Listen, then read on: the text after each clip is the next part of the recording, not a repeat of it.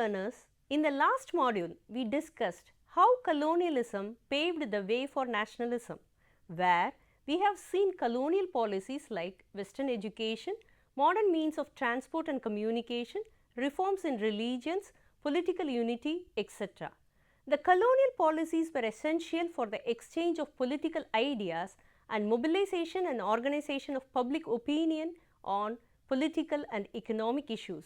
As a reaction to colonial policies, though not radically, there was a gradual response from the Indians from different layers of the society. Thus, nationalism in India grew as a result of and as a reaction to colonial policies.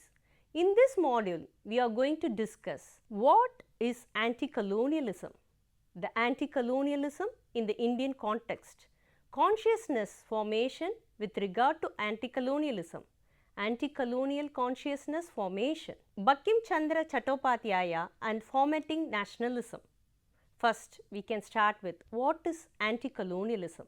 The term anti-colonialism is defined as the politics or an ideology aimed at ending European colonial rule in the 19th and the 20th centuries in Asian and African countries. European nations made it their mission to impose their political and economic dominance over broad regions of Asia and Africa during the 18th and 19th centuries. Almost the whole African continent and considerable portion of Asia had become colonies of either Britain or France, Spain, Portugal, Belgium or the Netherlands. The exploitation of underdeveloped countries by rich European nations was the primary feature of colonialism. The raw materials and cheap labor from colonies were utilized and the colonial powers also exploited the markets. The colonial rulers controlled the economy and the political administration of the colonies. Hence, the people of the colonies had to struggle for their freedom from the foreign rulers. This thirst for independence from colonial power was characterized as anti-colonialism. These struggles were different for different colonies. Victory in the progress of anti-colonial struggles and liberation from colonial imperialism can be characterized as decolonialization.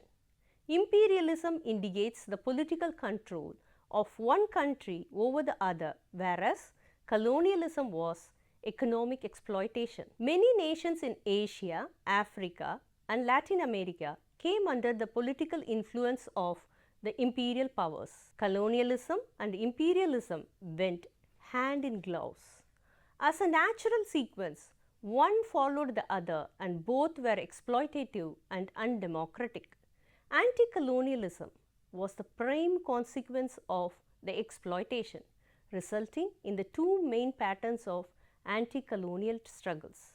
The basic idea of both the patterns was to defeat colonialism and imperialism by overthrowing the foreign rulers out. In the first form, the colonies sought only political freedom from the colonial powers and wanted to build their own nationhood. In the second form, the struggle was for social and economic justice and had to overcome exploitation, mainly guided by the Marxist-Leninist ideology, and the revolution for political independence was their prime goal.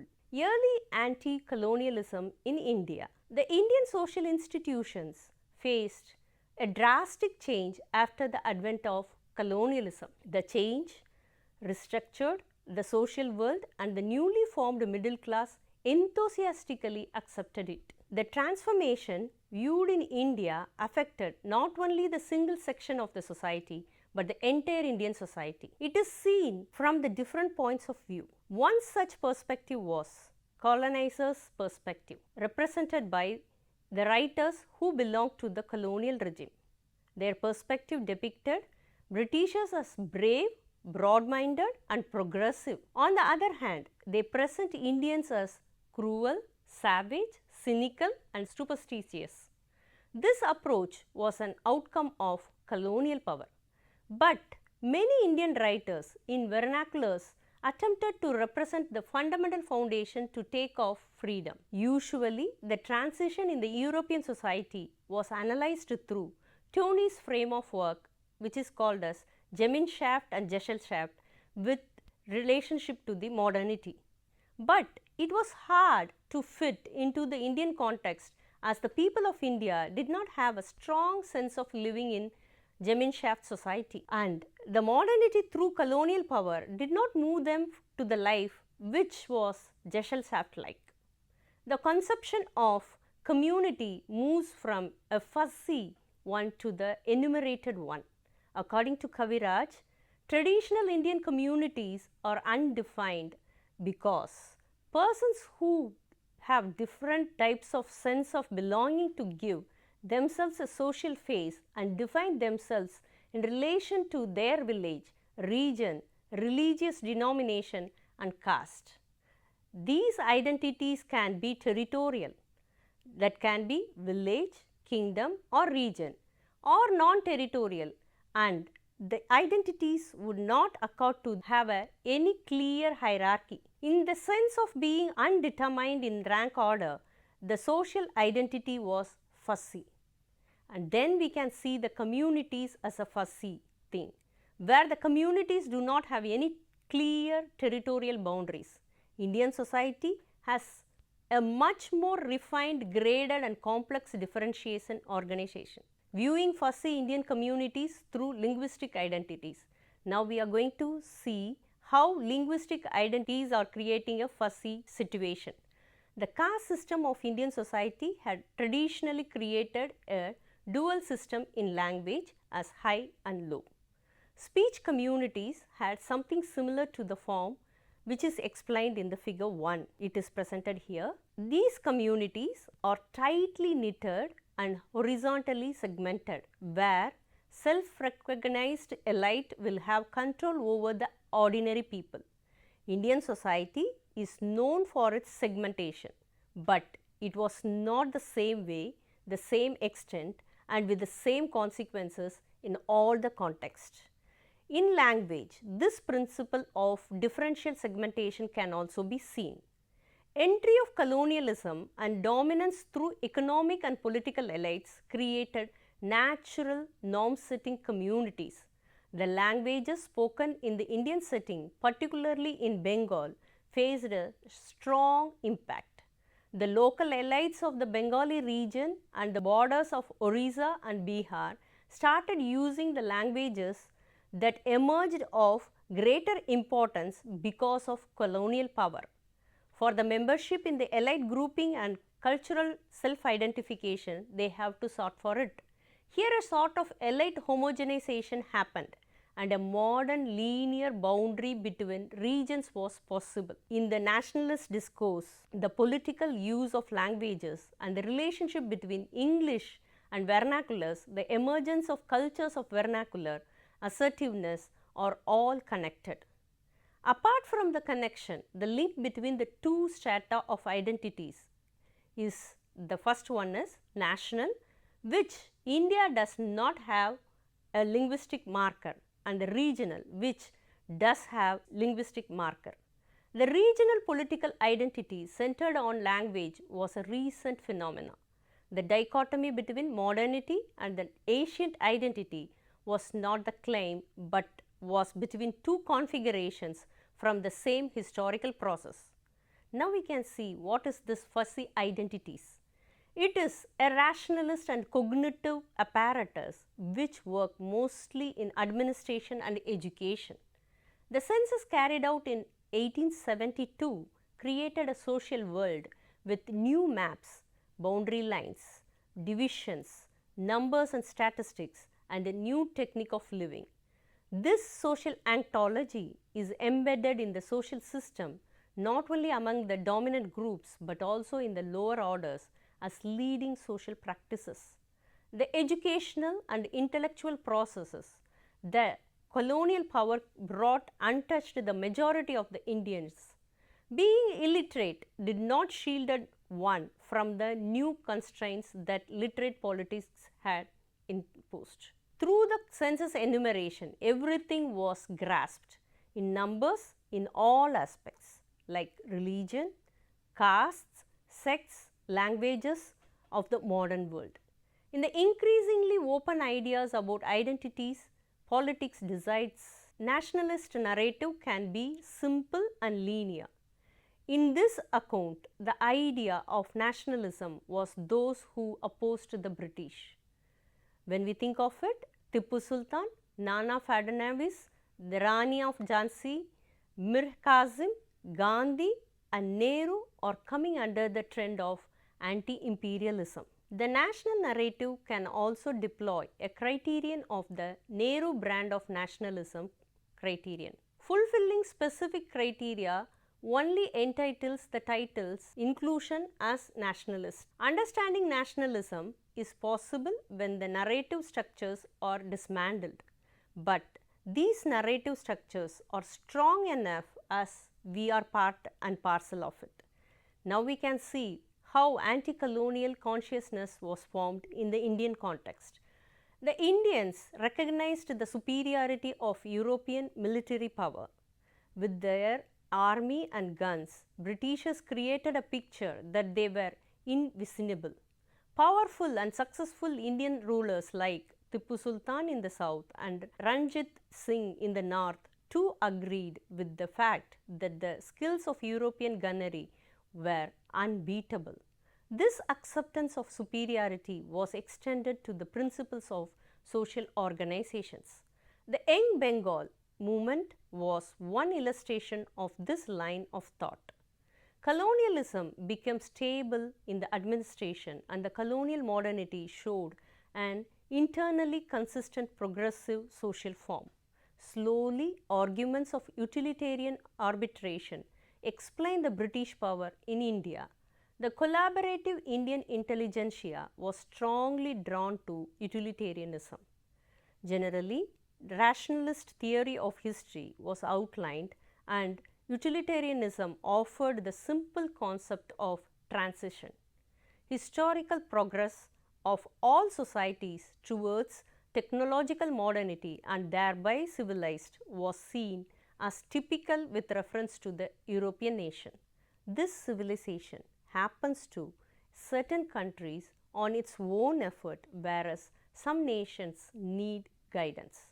In that way, utilitarianism was appropriate for the colonial setting. By the year of 1880s, the dominance of utilitarianism was challenged. The challenge came first from the writers who tried to explain in terms of their history. The writers started engaging in the discourses through which they could claim their own representation. The nationalist imaginings during this time were made in what Partha Chatterjee calls the inner spiritual domain. Utilitarianism justified modernity. There was a contest between the claims that modernity was superior to tradition. It required great intellectual courage to question colonial ideology in the late 19th century. Chatterjee considered this position forcefully. The impact of colonialism on the process of modernization in India was discussed differently by different writers and leaders. Modernity consists of two trajectories in general, and we can see what are they: proper to metropolitan societies, and the another one is appropriate to colonies. Though the roots have a few things in common, one seems original whereas the other is a poor substitute of it. British education's lessons in political economy were once more applied to an incisive critique of economic exploitation in colonial settings. The radical political economy showed internal limitations to the reenactment thesis. A theoretical response to the historical phenomena of modernity was the primary subject matter, not the link between British colonialism and India. Self-understanding and modernity criticism finally transformed into full-fledged nationalism. Now we can see the contribution of Bankim Chandra Chattopadhyaya in forming nationalism idea in the minds of the Indians, particularly in Bengal. Though nationalism matures in the Indian context, positive directedness toward the conception of nation and the consciousness of nationalist ideology lacked clarity in the Indian context. National movements were temporary eventually and instilled fear about their delicate and changeable future. The existence of a new collective self was identified in the thinking of Bankim Chandra Chattopadhyaya. He was alive from 1838 to 94. He greatly influenced the idea of Indian religious and secular nationalism through his writings. He used religion as a powerful tool to raise the people against colonial rules. Bankim asserted that the idea of Western nationalism reinforced the spiritual values of Indian nationalism. For him, the nationalist feeling can be generated through memories. The lack of thoughtful writings about their history was the main reason for the lack of nationalist sentiment. Then, the nation can reach greatness once the narrative of past history and glory is reclaimed. In writing history free from supernatural elements, he sought to re-establish the moral, cultural and religious traditions of ancient India. Bankim had three answers for the collective self, and we can see what are they. The first collective self he talks about is Bengali Jadi is led by its natural leader, that is the educated Bhadralog, who engaged from the masses. The second one is he looked for something much larger, more powerful, tends toward Hindu Jadis. His view is much more significant at the third level, where he talks about Bharatiya Jadi, a nation of Indians. This happened by breaking up the boundaries. Here, the configuration of we, where those who share similar grievances, similar hopes, similar passions and subjects of rebelliousness have to come together. The Rajputs, the Sikhs and the Marathas came under the ambit of Bankim's view. The inclusive movement remains unclear and unspecific between essential constructions. The common enemy who had been unjust and showed predatory power. In Bankim Chandra's novels, they had fought against both Muslim leaders as well as the British colonial administration. He gave a national identity with the backdrop of religion as Hindu. But finally, in his construction of nation as a motherland, he was kind enough not to discriminate between Hindus and Muslims and considered all as sons of Mother India. The necessity of distinction between a mere anti-colonial consciousness and a proper nationalist one was realized. The nation is literally a construction and imagined community and can be complicated mixture of facts and fantasy. The collective self, through storytelling, constructed the past and shaped the forms that can come into existence. The narrative consciousness has a significant role in determining the nation's being. The storytelling contributes to the making of nationalist mentality, an act of imagining, of conceiving things narratively in a radically different way.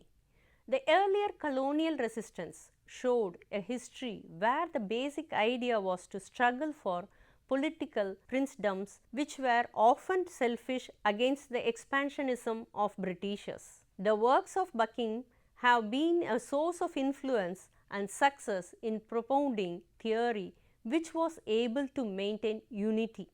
Bankim's works remain one of the greatest exposure to the Bengal's Renaissance cultural background and the natives' urge to have equal standing, if not be superior to the West. Bankim has been credited with the creating of new religion called nationalism. It was his formula of adoration of the nation and the historical knowledge of the India's past. Thus, he combined a century-old idea with the religious spirit of his days in the process of poetical inspiration. Now we can see, to start with, the idea of nationalism. A new imaginative order was produced in the 1860s and 1870s as a result of the growing alienation from the British, but no political uprising resulted from this. The clash carried on severely and without mutual recognition in Mysore. Marathas, Sikhs and the northern royalty were united in history books and novels. This ultimately ends up in the more intangible and powerful popular imagination. Instead of being treated independently as regional or dynastic chronicles, these are combined into a unified process known and accepted as Indian history. Britishers became the common denominator for the cause of ruins, deprivations and injustice among Tipu in the south, Mughals in the north and neglect of the meritorious Bhadralok in the east. The perceptible character of commonness formed the narrative mold of a most powerful sentiment. Social groups and political movements demanded reforms within the system of colonial rule. In India, the Indian National Congress was established in 1885, but not to overthrow the British rulers. But the Congress continued to host excellent discussion for the following 20 years, no confrontation with the colonial power and submitting petitions for reformation. So, this was the first stage in which the nationalism started. In the later classes, we can see the impact of nationalism. To summarize, European nations traveled worldwide and established their colonies, which was common in Asiatic and African countries. The anti-colonial struggles were carried out by the peoples of colonies for their liberation.